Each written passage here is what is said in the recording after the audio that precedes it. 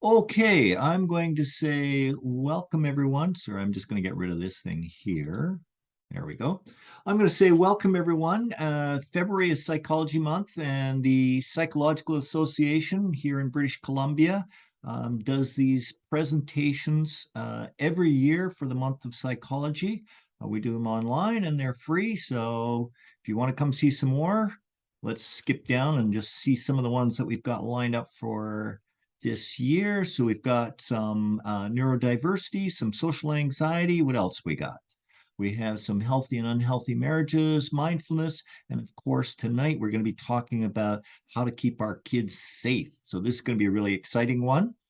Want to let you know that if you are in need of a psychologist, we do have a referral line. All you need to do is just go to psychologist.bc.ca and you will find there, look for a psychologist, or we have our phone number that you can phone and somebody will answer and give you a referral to a psychologist who's available. Let's see, what else? We here at the Psychology Association try to get the government to give us more money for psychology, mental health, et cetera, et cetera. And we have here in the picture two gals who are working real hard. They're at the BC Parliament building. But we also encourage you, the viewer, that if you're interested, is lobby your government, lobby the corporations, lobby the unions, your HR departments, send them all a letter and say, hey, listen, we need more mental health dollars. All right, I think that's just about it for me. I want to introduce you to our speaker, Sophia, and she's going to talk about helping keep our children safe. All yours, Sophia. Thank you, Patrick. Hello, everyone. Thank you for finding the time after a busy day to join this conversation. I will be sharing my screen because I have prepared some slides for you. I've heard that it's better to speak and then show some visuals in order to make the day better. So I will be sharing the screen.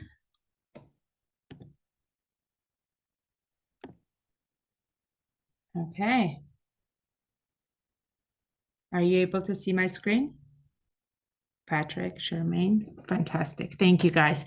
Thanks for keeping your cameras on, by the way. This is very, very helpful, but no pressure for the rest of the participants. If you feel comfortable, you can keep cameras on or off. You can use chat, as Patrick already encouraged you to use the chat for your questions. And at the end of the presentation, I'll be happy to address any of them. But as well, do not hesitate to interrupt me at any point, because this is more of a discussion than me just speaking about the data that is connected to keeping our children safe. I will be today, however, talking about some of the techniques that the world came up with to keep children safe. And we'll be providing some maybe practical tools that you can use while you are working or playing with children. Before we start with the presentation, I wanted to say again, thank you to BCPA for inviting me and for providing the space. As well as I want to acknowledge the land that we are on right now, that we're playing and living and working on the traditional and ancestral territories of Musqueam, Squamish, and Tsleil-Waututh nations. I'm very, very grateful for being here. I'm also the immigrant, so that's like double gratefulness in me. To briefly provide you some information about myself and why I'm here. I've been a member of the Protective Behaviours South Africa since 2018. It's an internationally accredited preventive program. It talks about how to impart some of the practical knowledge and skills to children to enable them to protect themselves from the unsafe situations. So it basically takes some of the burden from parents and educators and enables kids to identify some unsafe situations and respond accordingly. Okay, so before we start about how to keep kids safe, there is some data that I'd like to share with you. First of all, when we talk about the unsafe situations, the first thing that comes to our mind is the abuse. And there are mainly known four categories. We talk about the emotional, psychological abuse, we talk about the neglect, and we talk about the sexual abuse. Sexual abuse out of this four is mostly unreported. It doesn't really come through. Fun fact, and not so fun. It's nothing fun about the sexual abuse, obviously. But it's important to know that when children disclose the abuse, if they're not, if we do not know how to respond to it, and in many cases we do not know how to respond to it, we don't know properly how to report it, and if when we do not know how to properly report it, kids do not disclose this information the second time because they feel neglected. And this information stays in and creates the drastic traumatic cycle. Usually it takes them around 20, 21 years to again start talking about this, the thing that happened to them. And so it's crucially important for us to know some of the things, some of the techniques to avoid the situation from happening. So because this is not the new subject, it's been here for years and years and centuries, if we might even say, the different types of programs have been implemented in different types of institutions. So for instance, in Germany or in Norway and Austria, as well as in China, they've tried out to implement the programs such as Good Touch, Bad Touch. Even in Canada, you probably heard about it. If you can use the chat to write, maybe share if you have children or if you work with children, that would be very, very helpful.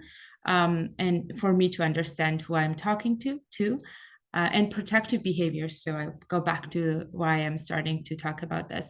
The protective behaviors is one of the prevention programs that was implemented in US, and then it was mainly implemented in South Africa, in SOS kindergartens. All the SOS villages implemented the protective behaviors because in South Africa, the child sexual abuse is a huge issue. And then it was multiplied throughout the Europe. I'm from Georgia, so protective behaviors became a part of the educational system in Georgia.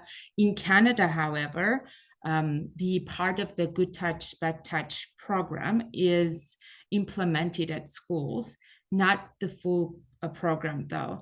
And the reason for it is because the budget is not enough or the time is not enough and so on and so forth. So it's still, we're still working towards implementing the changes or policy amendments that would support the prevention programs such as protective behaviors in our educational institutions.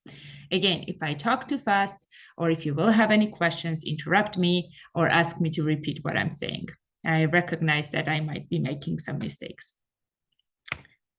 To talk about, just to see the scope of how big of a problem it is.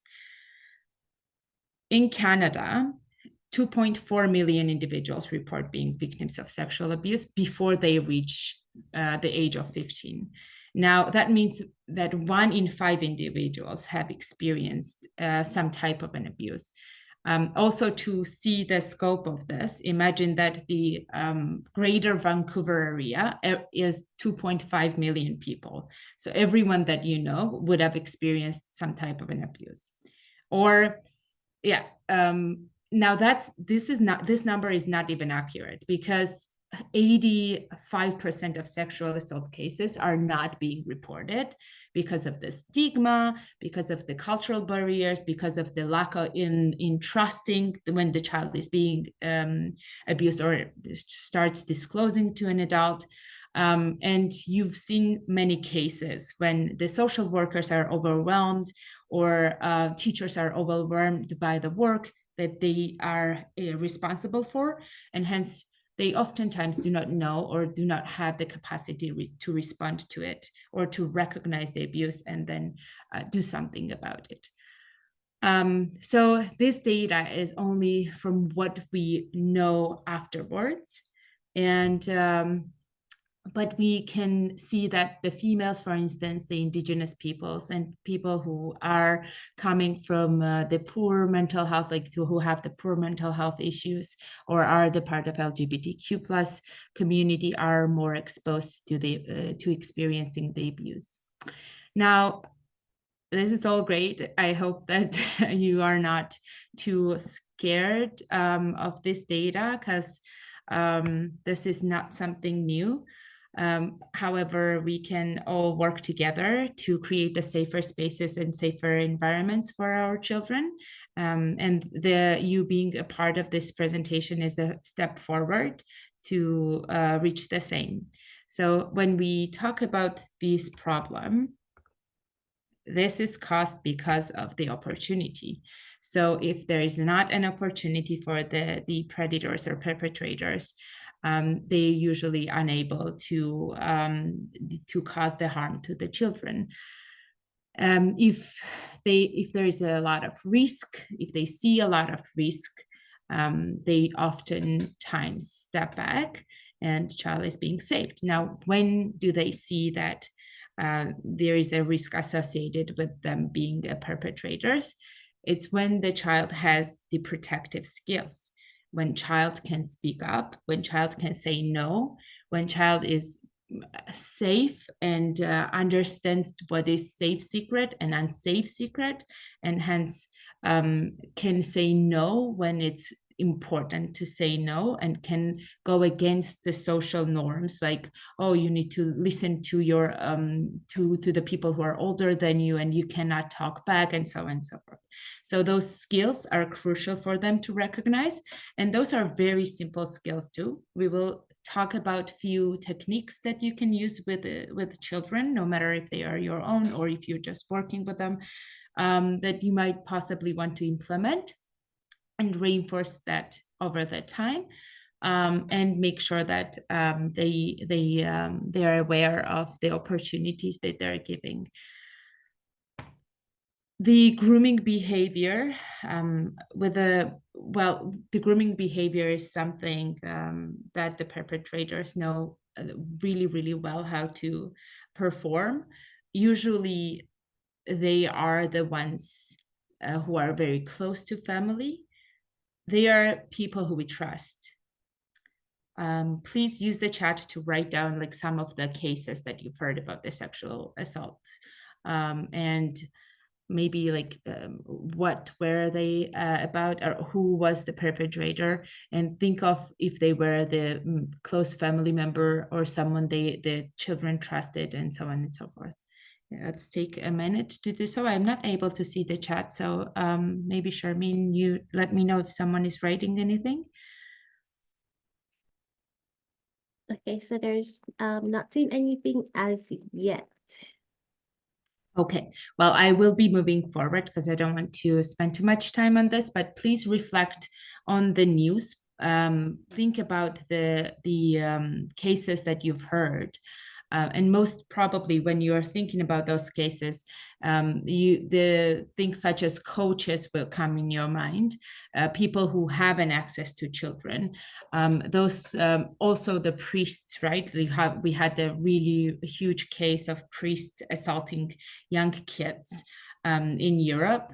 I'm not sure about Canada. I hope there are not any cases of child sexual abuse in the church system and so on.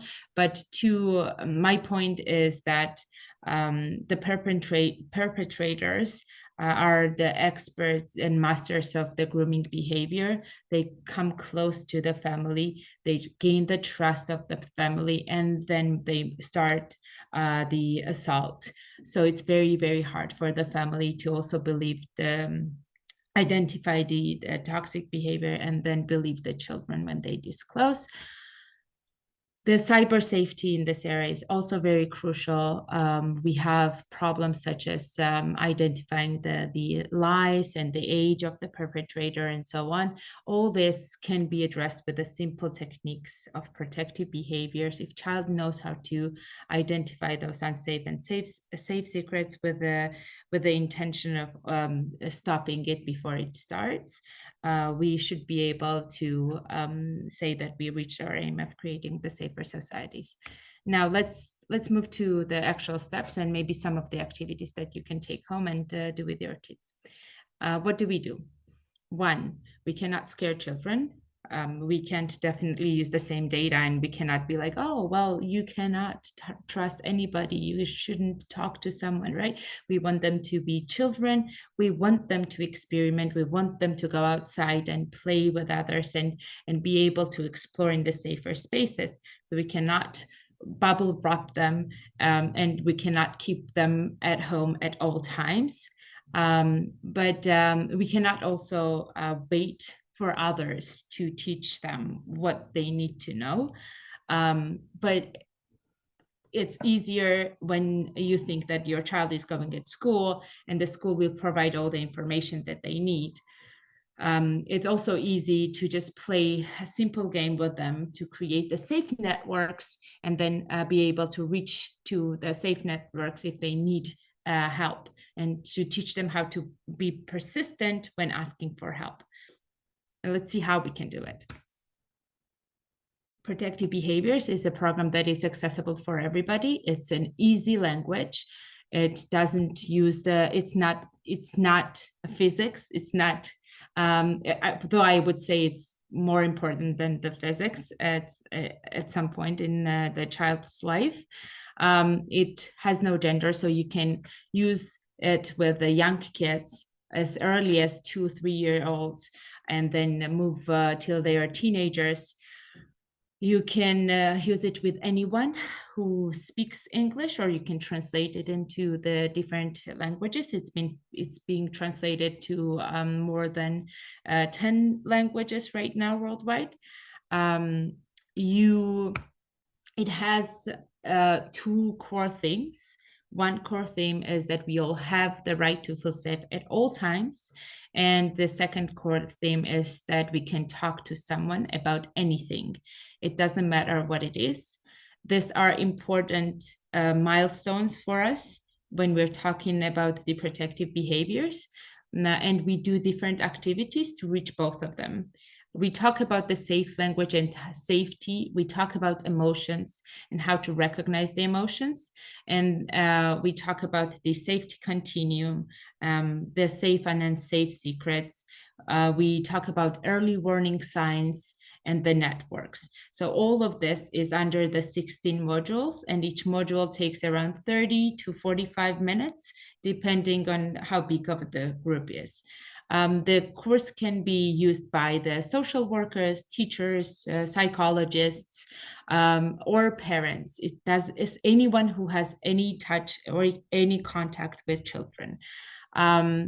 So if we want to maybe dive into the main themes and the feelings, we start with the feelings, right?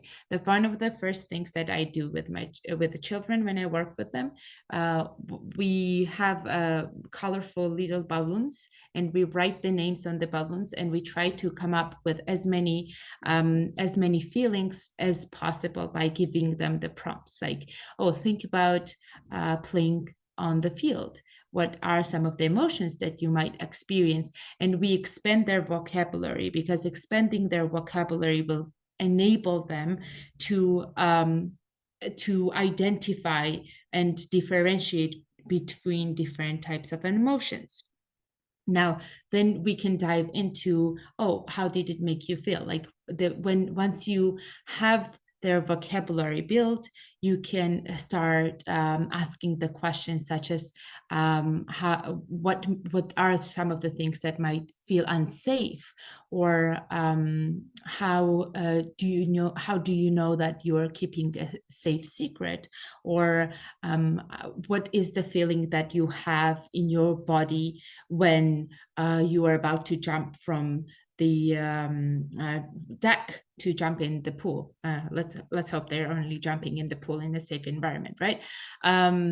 So all this feeling talk will open up their perception of, oh, they can experiment with it, and they can maybe find different things and combine those things to describe the same situation. And yeah, when we try to, as I said, we try to recognize the feelings, express the feelings, and navigate the feelings. Another way that we can do this is by modeling. So if we talk more about how we feel about the certain situations and we use I statements, it will model the behavior of the child and will make it an easier or smoother transition for them to observe their patterns. They will have make sure to allocate some special time to talk about the feelings, to reflect on the activities that you're doing, because at the end of the day, if you're playing with them, it's an activity that aims to teach them something, and if you do not debrief on it, it's harder to take the key takeaways from the activity. So the learning goals might get lost in translation, but if you talk about them, it becomes the fundamental part of your experience. It basically becomes the foundation of the day. This is just a suggestion that I had. Now, here are some cards that we usually use when we're working with children. Here is the lion that we call Leo. We have different characters like Leo the lion, or we have Ella the elephant, and so on. And we create the stories, right? We create the stories about them.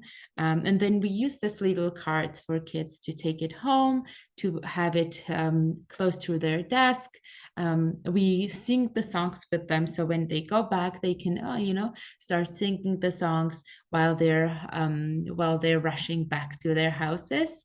And if the perpetrator happens to be somewhere close by and they hear, "Oh, my body belongs to me, me, me," and they immediately, the signal is that, "Oh, wow, this child knows too much. I cannot risk to make a move," basically, which sounds horrible, but that's the world we're living in. Some activities that you can do to help them identify the feelings. You can start playing with the puppets, the toys. We have the monkey here, we call Molly. And you can even have the Molly the monkey cut out, or you can have a little toy. And Molly the monkey has different stories, how he or how he gets lost in the woods and how he's trying to find the way back.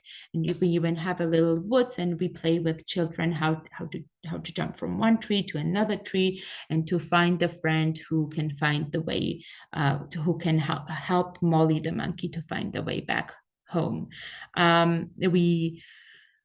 We do the feeling exercises like the little balloons I mentioned, right? We paint the faces, so activate also the motoric part of the learning.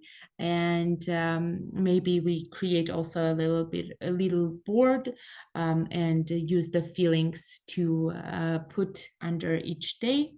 Once we have the agenda set and once we have the specific group. Again, please use the chat if you have any questions. Well, this is another way of empathizing the knowledge about the feelings. You can play the song such as this one, everyone knows, right? If you're happy and you know it, clap your hands. If you're happy and you know it, clap your hands. Patrick and Charmaine are doing the great job. Thank you. Now, in here, feel free as well. I often use a part of it to modify the lyrics, and we can make sure that to incorporate a part where you say, "Oh, if you feel unsafe, you need to talk to someone." So we once again remind them that it's safe to talk to someone at all times, and they should feel safe to talk to someone at any point. Yeah, the first theme.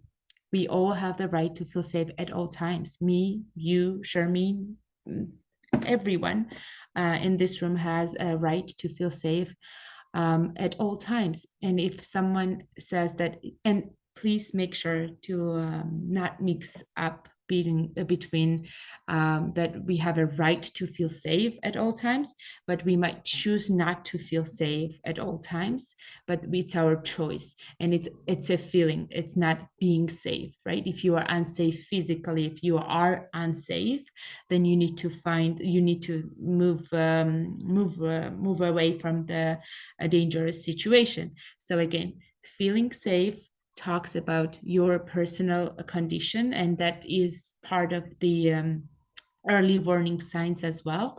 Let me check the time if I'm not over time. Yeah, we're good. So, and when we will talk about early warning signs right now and how to help kids identify those early warning signs. And yeah, so make sure that they understand that feeling safe and being safe are different things, as well as we need to understand that feeling safe and being safe are different things. And while we're on this subject, I want to mention, after I was introduced to protective behaviors, I was talking to the victim of the abuse, and the abuse was happening for a very, very long time. So she was a young woman who was still in an abusive relationship that started early in her childhood. And she was not able to differentiate between feeling safe and feeling unsafe. And those basic skills, it really hit me then and there that those basic skills, those basic things needs to be pointed out in the early stages of our development. So once the time passes, we're able to recognize them and respond to them accordingly. Same goes with early warning signs, same goes with the safety continuum. Just let me go to the safety continuum very, very quickly. This is an important slide that I want to have a look at. So when we're teaching children how to differentiate between safe and unsafe circumstances or situations. How many of you know The Lion King? We know it? Yes. Okay. So this is really, this is an example that you could use when you're talking to children, and you can show them the images, the first, the second one, the third one, and the fourth one as a corresponding images to the safe, fun to feel scared, risking on purpose, and unsafe situations. And let's just for a minute talk about this and explore why these are safe and unsafe choices. And you can do the same with the children that you're working with, right? In the safe choices, in the safety continuum, we have the choice of being there and being part of it, as well as we have the control of the time. So that means that if I don't want to be there anymore, I can step out of it, or I can ask them to stop it, and they will. In fun to feel scared, we have both the choice to be there and control of the time. And we have our early warning signs. Early warning signs would include the butterflies in our stomach, sweatiness, maybe a little bit, we're shaking a bit. So it's your heart is beating faster and so on. And in risking on purpose, it's our choice to risk on purpose. And the example of it can be, oh, you're trying to go down the slide that is very fast and looks scary, but it's your choice. You have the control of the time, which means you know when it starts and you know when it will stop, and you can stop it if you do not want to continue. And we have the early warning signs in this too. In the unsafe situation, we only have early warning signs, which means we do not control the situation at all. It's not up to us when we are put in this situation. This happens despite the fact that we don't want it to happen. And we do not know how long it will last. We don't know if it will be repeated. The only thing we know that we have our early warning signs. Do we have any questions about this? You can unmute yourself at any point, by the way. Okay, well, let's talk about the early warning signs because I feel like I've jumped over this a bit. This is from one of the sessions that one of the participants did. When we try to identify the early warning signs and when we are trying to teach kids what are some of the early warning signs, we give them this, we ask them to maybe paint, depending on the age, paint the shape of the person. And then we ask them to imagine the situation where they might not be feeling very safe. And we provide the examples of this type of a situation.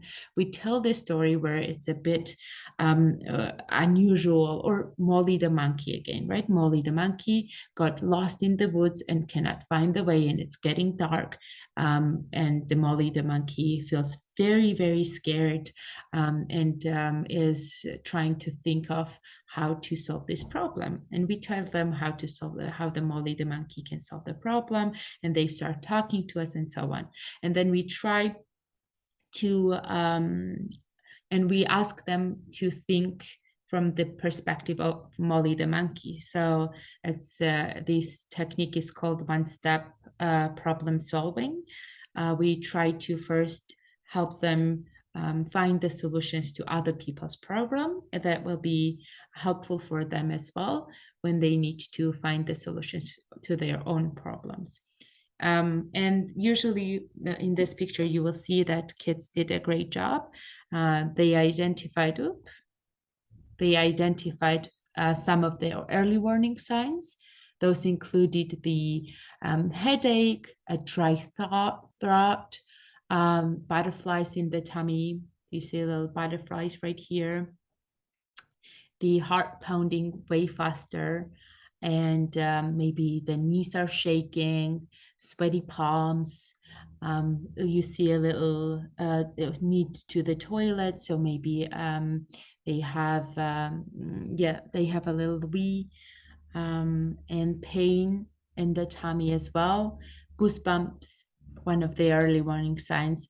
And it's important for them to understand that not all the early warning signs might be present, but some of them might be present during some situations. So the more scenarios you give them to think of, the better equipped they will be.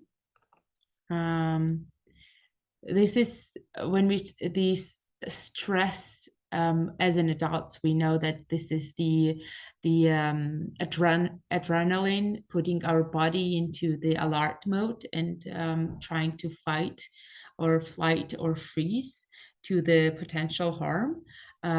It's something that we as humans have evolved to have, to defend ourselves from potential harm, and it is very vivid in all the situations. This is one of the things that you can do. We will not be watching the video right now, but maybe you can later on explore on your own. This is Mr. Bean at the swimming pool, how Mr. Bean is trying to take a really high dive. And you can ask kids to take note of the things that Mr. Bean is experiencing.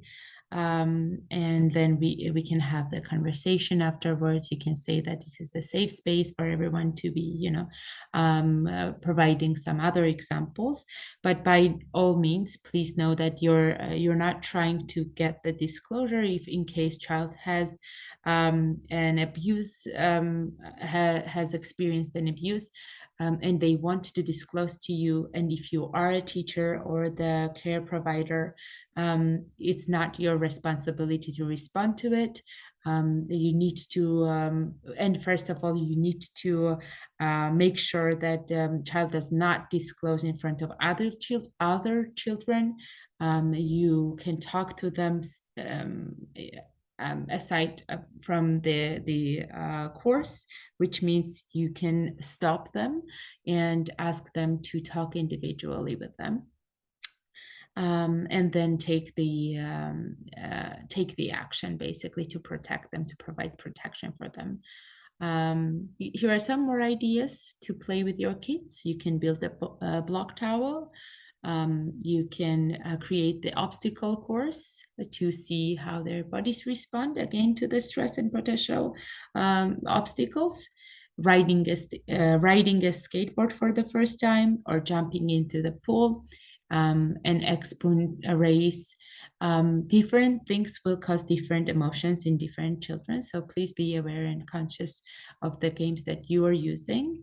Make sure that you provide the instructions. Make sure to give them the heads up. What are some of the things they might experience, or some of the early warning signs that they might have? Okay. Okay. Now let's talk about secrets. Secrets is also part of the safety continuum, right? How do we understand that the secret is safe or unsafe? We use the safety continuum in this case. If we have the safe choice, if we can keep, if it's up to us whether or not we keep the secret or we tell someone, if we know that it has a time, we know that it will last only 1 week, and it will be a surprise for our uncle, or it will be a surprise for our teacher, and after a week everyone will know about it. If we know that the secret is not only between 2 people, but more than 2 people know it, then we can assume that the secret is safe.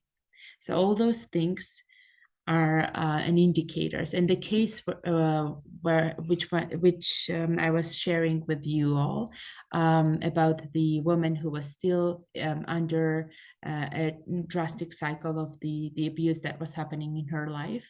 When I was explaining this to her and this to her, she she had the Eureka moment, basically. She only then, as a young adult, realized that she was in the toxic environment. But before that, she was not even able to identify that the abuse was happening to her. And hence, she was not able to say no. The second theme is we can talk with someone about anything. It doesn't matter what it is. And let's talk about the safety networks and why they matter. The safety networks are people that we can reach out at any point when we need their help. So they are adults, first of all. They need to be, at least child needs to understand that they are willing to listen to them, and they are able to believe them, and they can take an action if they need help. We're trying to identify 5 people. So in case one is unavailable, the second one will be available. Or if one is unavailable, the second one is available but not listening. The third one, or the fourth one, or the fifth one, we'll spare some time to listen, believe, and take action to help the child. This might seem obvious, but unless we write it down, unless we actually do the exercise, if you are in the crisis situation, you might not be able to find those people in your brain immediately. So doing this exercise with kids will help them to create this little box in their brain. It will be called My Safety Networks. And in case they need someone safe to talk to, they can tap into that little box and find the person and start talking to them about the abuse that has happened to them. If this is especially important when we're talking about the disclosure, because I mentioned at the beginning of the presentation that once they disclose, if no one believes them and no one takes action, the second time when they disclose or start talking about the same abuse, it's usually a long time afterwards. It takes them 21 years approximately to start actually talking about the abuse. And then you will have the psychological problems most of the time, like post-traumatic stress disorders and so on. Okay, so in the hand activity, what you could do is you can take a paper, you can ask them to do a little hand shape, and you can, because they might want to use their teddy bears as safe network members. So in order to make sure that we provide this creative space for them, because they are kids, we tell them that the palm is where they can put their safe teddy bears, pets. We can also put the safety, the children helpline somewhere, ask them to put the children helpline. So and it's interesting that the majority of kids, when they first disclose, they use the phone, so the hotline, they talk to someone that is not in their network, but it's easier to talk to someone who they do not know, and then once they have the courage, they move to their safety network. So it's important to put that number down there. We use the thumb as the chunky part for the close family members, and then external adults as well. So we have the combination of all the parts, because do not forget, while we think that all of us around us are kind, or I hope that we think that all of us around us are kind, that's what I want to believe in, the assault cases are usually from the very close family members. It's rarely that someone external or someone the child doesn't know is abusing them. It's tricky to identify it, and it's unfortunate, and everyone thinks that it would never happen to them. It's always, and the way I look at it, it's good to be optimistic about the life and people around you, but it's also good to be safe and give this extra skill to your kid, to make sure that they're ready for life, you know. And they might not be needing it now, but they definitely will be using it when they're adults. Another little card that you can work with them to cut it out, make the bookmarks, color it, and so on. We need to reinforce the network. So it's good practice to update the network once in a while, like 3 to 6 months, because people in our life change, and we need to make sure that the network is up to date.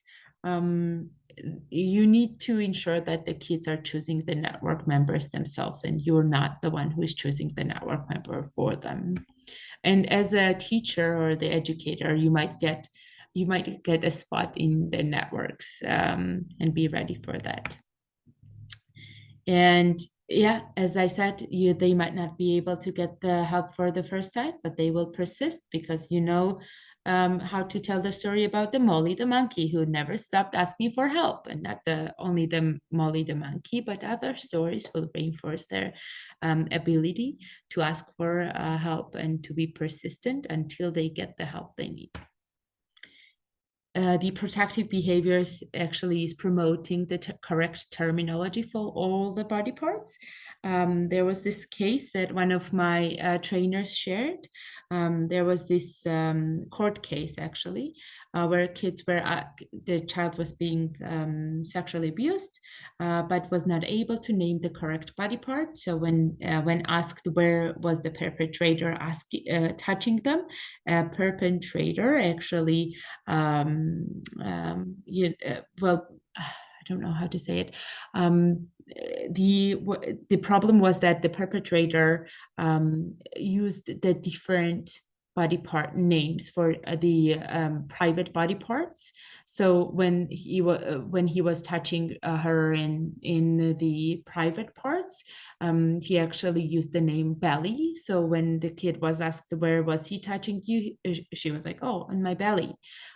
So that caused a huge confusion, and almost ended the court. It almost ruined the whole defense system for the court, right? So it's important to make sure that we're using the right terminology to avoid this type of confusions.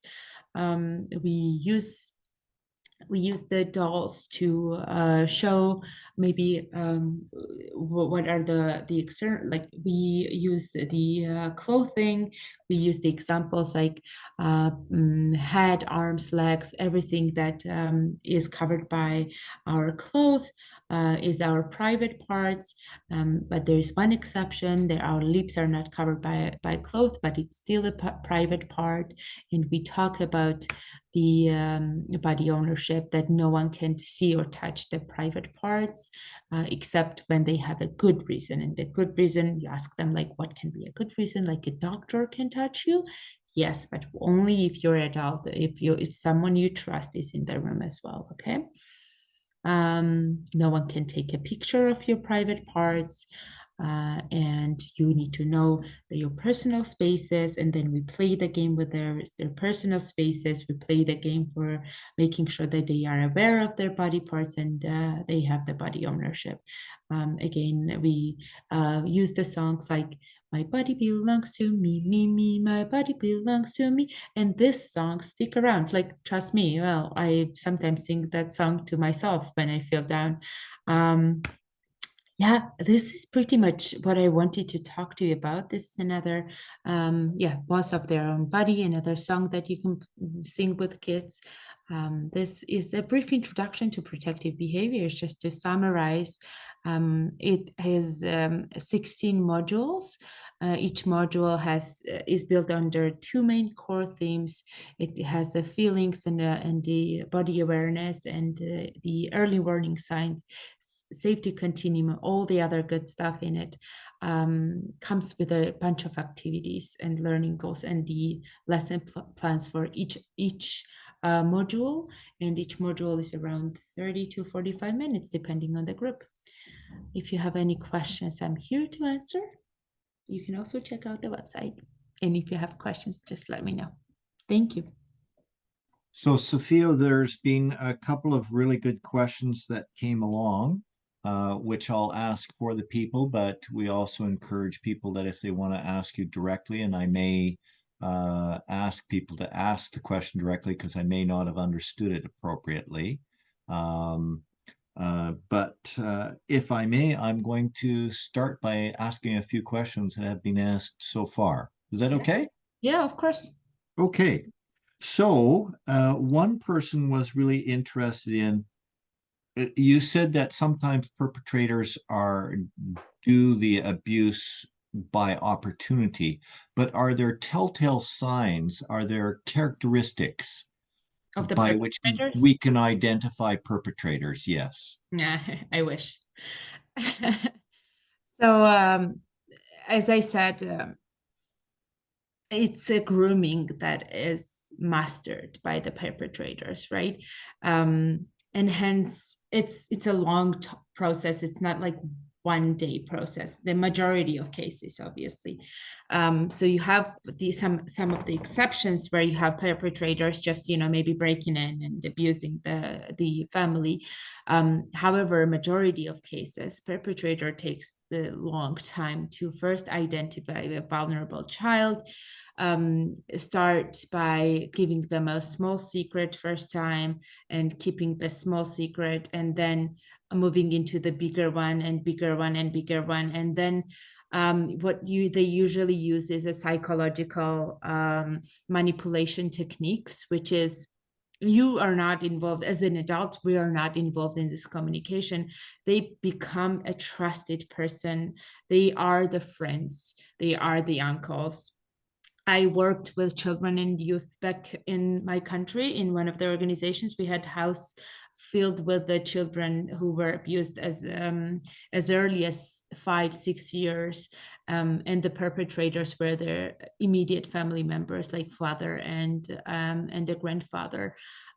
So really, this is especially when we're talking about the immediate family members, uncles most of the time, or the neighbors that are very close and we've been in touch for years, or the relatives and so on. When we're talking about those people we trust, or coaches, right, or the really trusted family members, it's harder. Then it's harder for the adults to identify them as a threat because they gain the trust of the adult first and then move to the kids. Are there things that that the perpetrator might be doing to some degree manipulate or groom the parents of this child that you might be able to identify? Yeah. Um, Or is that again sort of Yeah, this is that would make you question everyone that is connected to you, your family, and your life. Because everyone that is connected to you and that you trust are usually people who do stuff for you that gotcha? yeah, so you cannot, the best thing you can do is to give your kid the skill, which is identifying the safe and unsafe secret, because the secret is the opportunity for the perpetrator.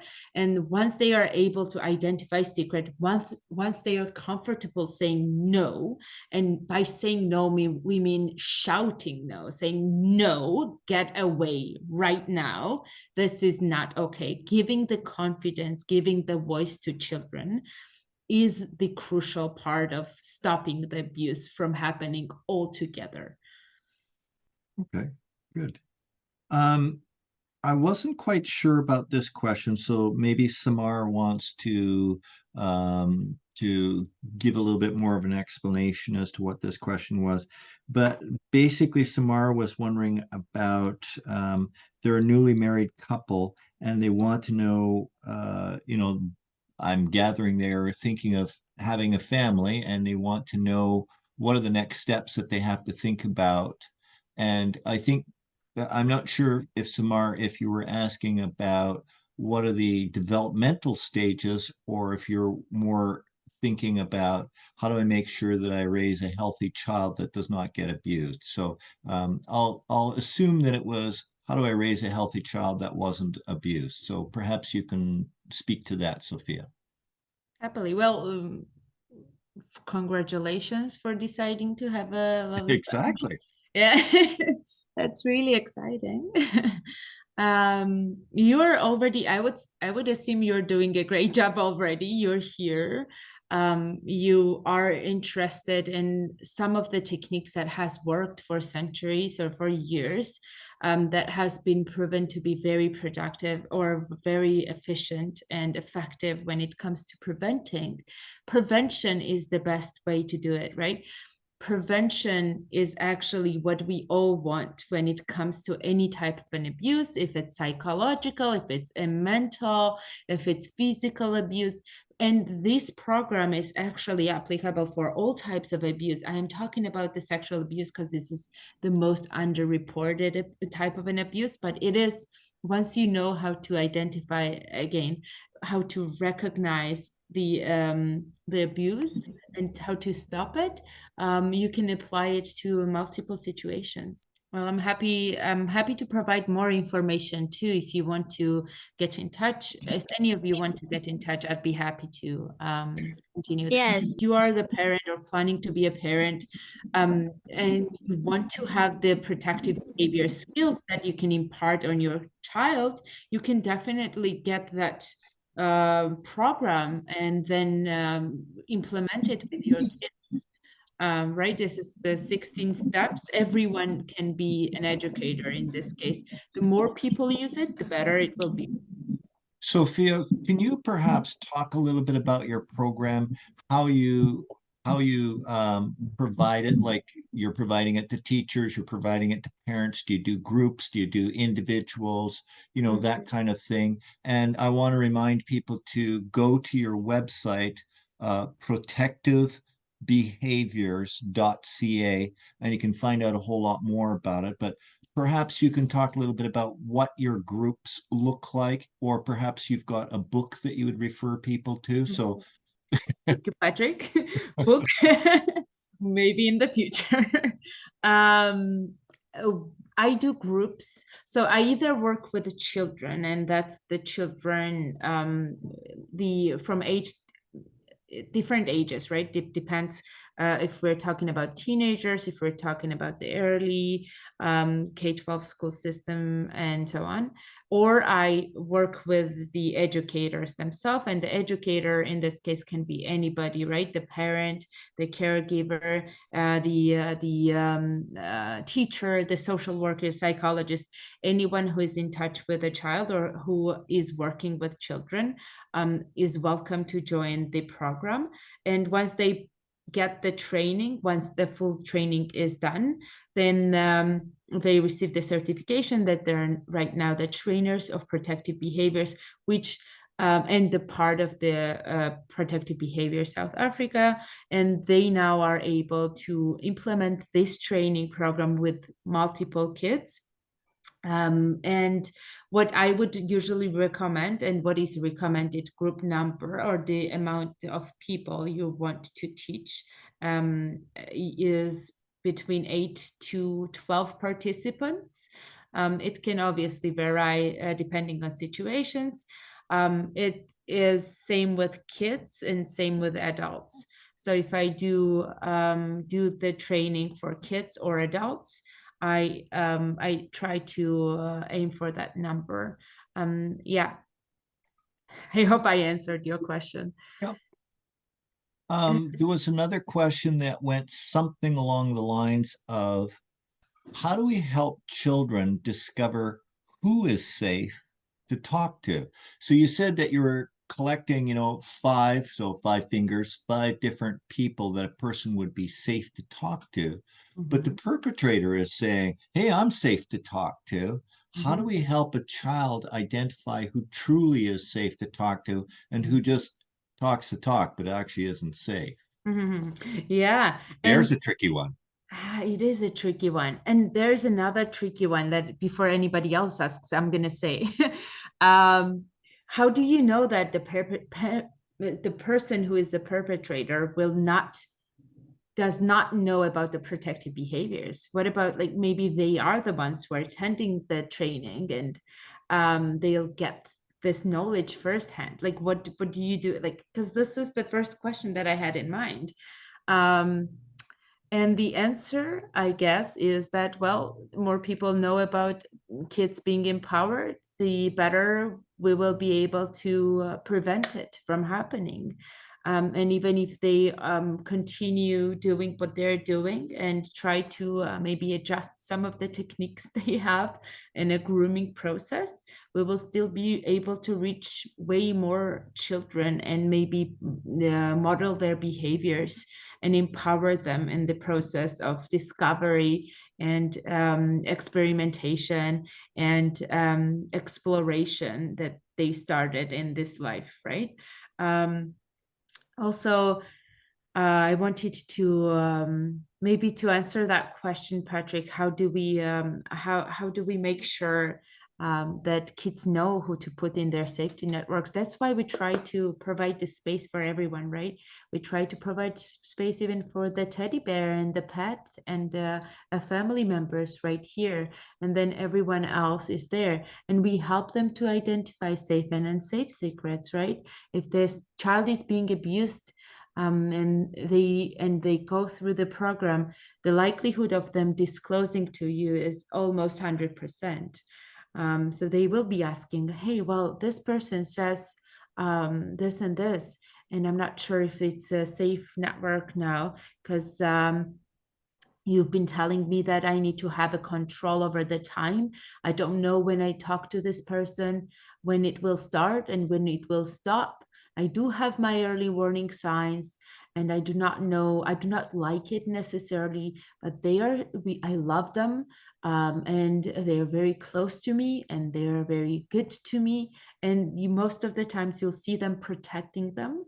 We are not trying to make them hate the people who abuse them, right? Because this grooming process is quite robust. We're trying to help or give them the skills to identify what to do and how to say no to protect themselves, that they have right to feel safe at all times. And we remind it to them over and over and over again. And this is how we're trying to prevent it from happening altogether. And I think it's really important what you've noted is you're trying to give them 5 different resources. And the reason why I ask is because I had a rather sad story from a client. This would be, I don't know, a while back, who said that this individual was from a different culture and went to her mother and says, I've been sexually abused by whoever it was. I can't remember. It's been a while back that I heard this story from this client. And the mother said, get over it. It happens to all women in this culture. Mm, And I was just like, oh, my heart just dropped. mm. But I think that's why it's important to identify 5 different ones, right? As Mm. opposed to, we always think that mom should be safe, and usually she is, but sometimes she's not. Yeah, yeah, and that's a good point, Patrick. I think I've attended I've heard the similar story from one of the talks. Um, yeah, it's just so weird. In different cultures, the sexual abuse has been so normalized. That's why I mentioned the South Africa and why they started implementing the protective behaviors in basically all the care institutions, and they did a great job with it. It's so normalized in some cultures that it's just the thing that happens. So luckily, Canada is not one of them. So we're very fortunate in that way. But we still need to do a lot to make this world a safer space for everybody else. And don't forget the people who experience the abuse and who are victims of abuse. And if they oftentimes when they grow up, they do not realize too, like they're not able to identify that abuse happened to them. And this post-traumatic stress syndrome that sometimes reveals itself later in life, it might be something very somatic. It might be they might be experiencing a pain, physical pain, and they might not be able to identify why they're experiencing such a devastating, crucifying effects of the pain. And once they really start working on the problem, then they discover that in their childhood, when they were 5, 6, 7 years old, something happened and they buried it so deeply that it eventually was triggered by some other event in their life. Like we had a case when the PTSD had happened to a person who was working with us actually, and she was only able to discover the cause of it after the perpetrator passed away. The perpetrator was the father, and during the funeral, she started having pains, and only after a few months, she was able to get the diagnosis and started remembering stuff. So it's yeah, I don't want to get into it too much. We also Well, have, yeah. well, I just wanted to just so that people understand this is that um, I just wanted to refine what you said. Is the pain could be because a child has been abused. You were abused back in your childhood. The pain could be because you've got tension headaches. The pain could be because the boss is a pain in the butt. So it's important to try and figure out, what is this pain trying to tell me? Because sometimes, not all the time, sometimes it's from something in your past, and sometimes it's your boss, and sometimes it's, something that a doctor needs to attend to. So sorry, we have lots of people who are really interested in what you're saying here, Sophia. Thank you for your question, Nirma. I'll try to maybe recap first question if I got it right, and then try to answer it. I think there was like several parts. One was that if the parent is the main responsible person who should ensure that the child is receiving the information, or the prevention programs, if there are any prevention programs that are being implemented by the government at school. I think I got it right. Patrick is shaking his head. I'm going to take Patrick's approval. Okay, so let's talk about first of all, is it happening in Canada? Yes. So as we said, first of all, there is no actual data that is being gathered. There is this Ministry of Children and Health that should be responsible for implementing programs such as this. However, they are so overwhelmed by the other things that there should be also responsible for the service providing agencies and reporting systems in the service providing agencies, such as for instance, if child is in the system and child is protected by the government, and the abuse happens, It should go, the report should go to the MCFD, but it's not happening as smoothly as we would hope so, because they simply do not have the department that would be in charge of it. Now, because right now their main target or main aim is to provide services for kids who leave the institution. So for kids who were under the government protection, they reach 18, and after 18, government says, oh, you're an adult, we don't want to help you anymore. And they're trying to advocate on the policies that would change that and help them a bit farther to make them the functional and the responsible citizens. Another thing that government should be, so the government started implementing this parts of the program. I told you about it. I think it was around 10 years ago. However, they stopped doing it because of the budget cuts. It takes extra time. You need to retrain your staff. You need to retrain your teachers. For me, I think the most important part would be to teach this at the university level when you're training the future teachers, give them this skill so they can later on implement it while they're teaching or imparting the knowledge to their students. Yet that needs to happen from the Ministry of Education. And it's a long way till we get there. It's definitely a long way. So another thing about the government of Canada and whether or not sexual abuse or the abuse is something that is happening here, I gave you, there's this brief data that tells you that 2.4 million Canadians are reporting being victims of abuse, some type of sexual abuse, not just some type of an abuse, but sexual abuse, which means, largely speaking, Greater Vancouver area, and then Canada, to take the Canada population, it's basically this, every single person who you would meet in Greater Vancouver area would be reporting being sexually victimized as a kids before they reached the age of 15.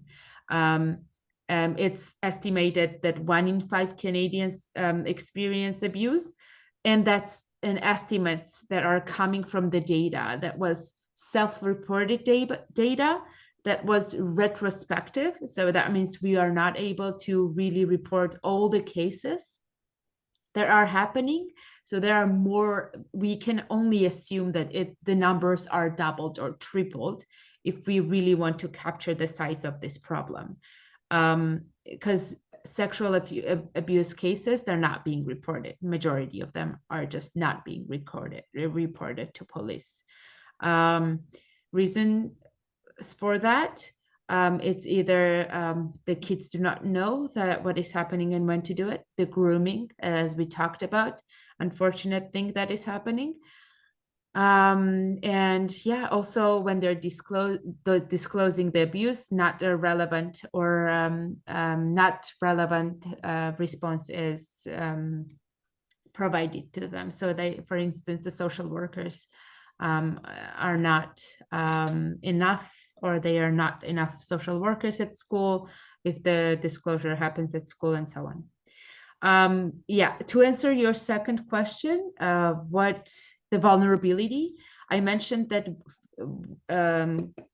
females are more likely, more vulnerable to be abused. However, boys are as likely to be abused as girls. If you ask me, it's just less likely to be reported because of the additional stigma and trauma that is associated with it from the society, because boys need to be strong and this never happens to boys, and so on.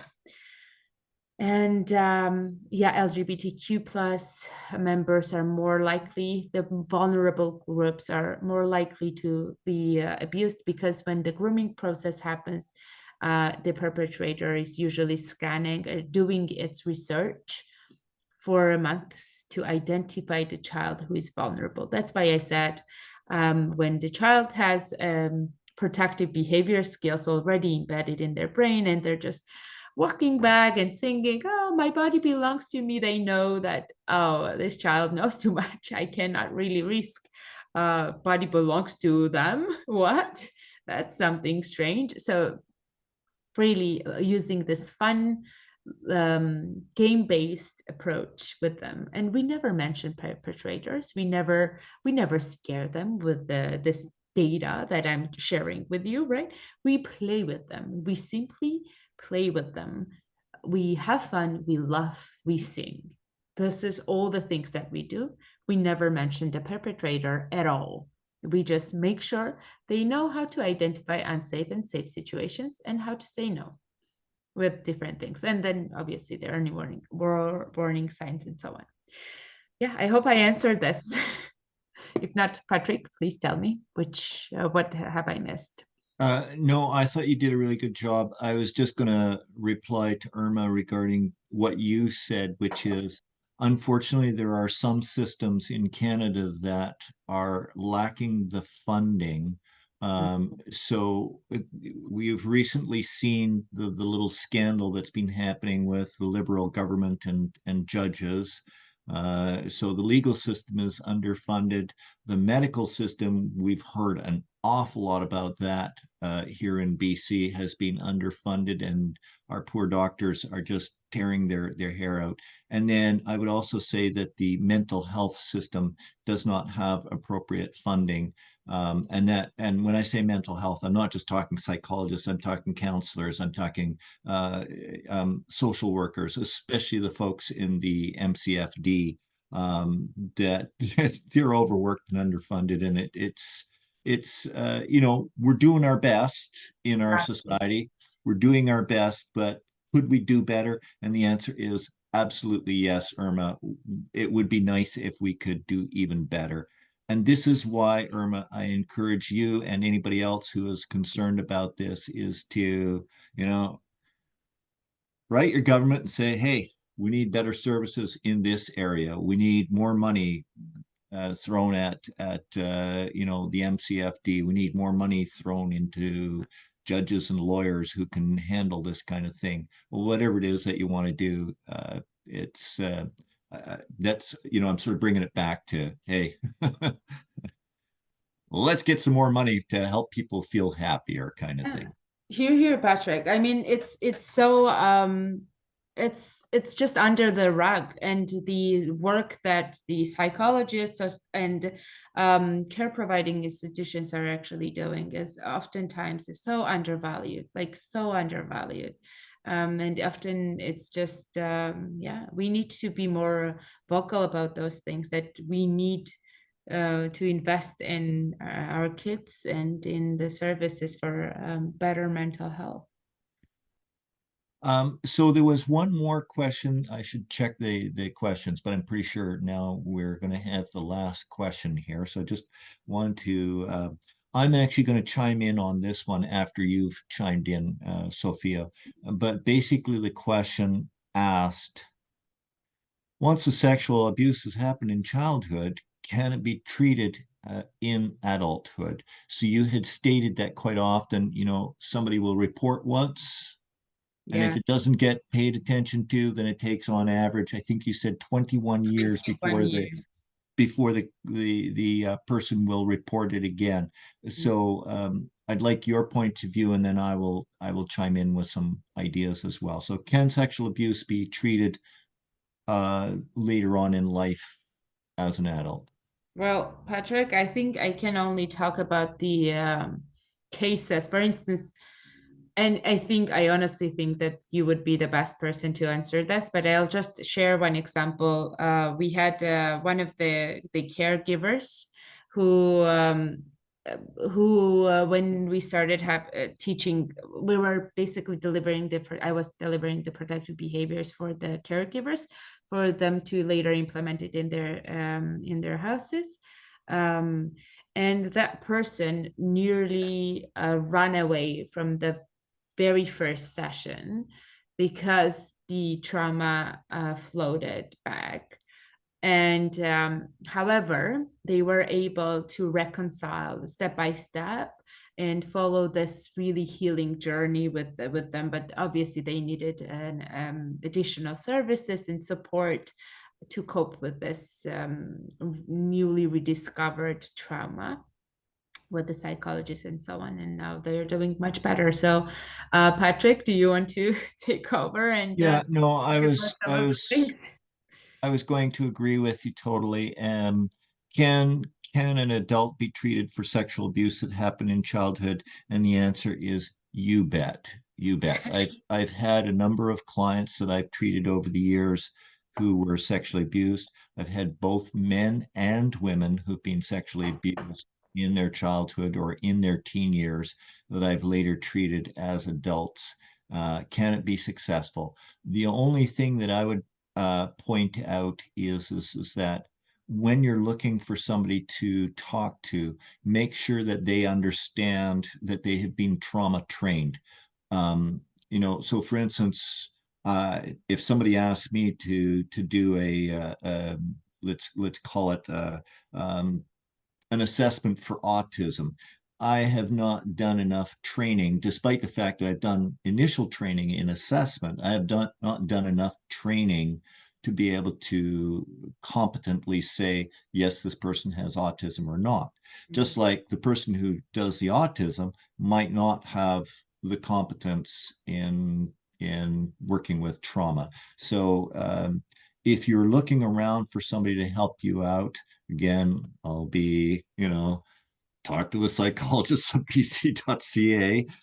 We have a referral line, but specifically ask for somebody who understands trauma or PTSD or abuse or those kinds of things, because not every one of us is trained in trauma. Many of us are, but not every one of us.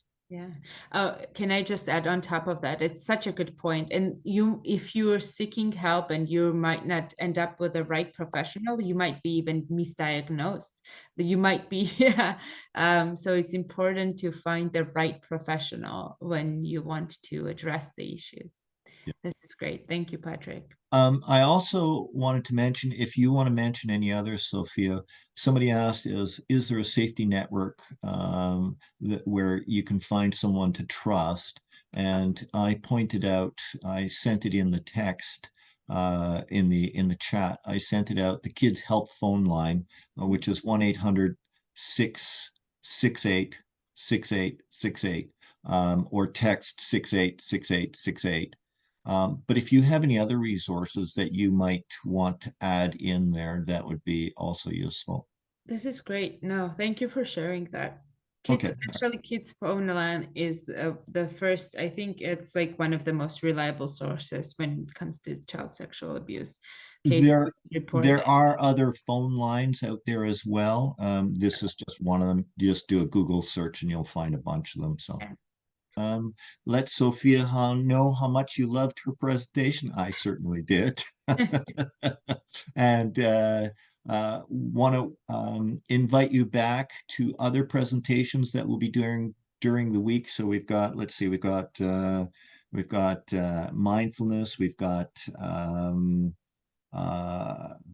couples, we've got social anxiety, we've got neurodivergence. So there's all kinds of good stuff still to come in the month of February, Psychology Month. So feel free to sign up for any of those. And I want to give great thanks. Oh, somebody's giving you a little hand clap there. So that's wonderful. Oh, thank you. I want to give great thanks to you, Sophia. It was very informative and really, really necessary. So I really appreciate you giving your time, volunteering your time to offer this presentation. Want to remind people one last time, protectivebehaviors.ca. All right. Well, thank you, Patrick. Thank you so much for organizing this, and thank you for providing space for the conversation. And thank you for all who has been great listeners, and thanks for the questions that you've asked. If you have any more questions, Patrick is here, and I'm here as well. And Charmaine, thank you for being a great help in this too. Thank you very much. Thank you.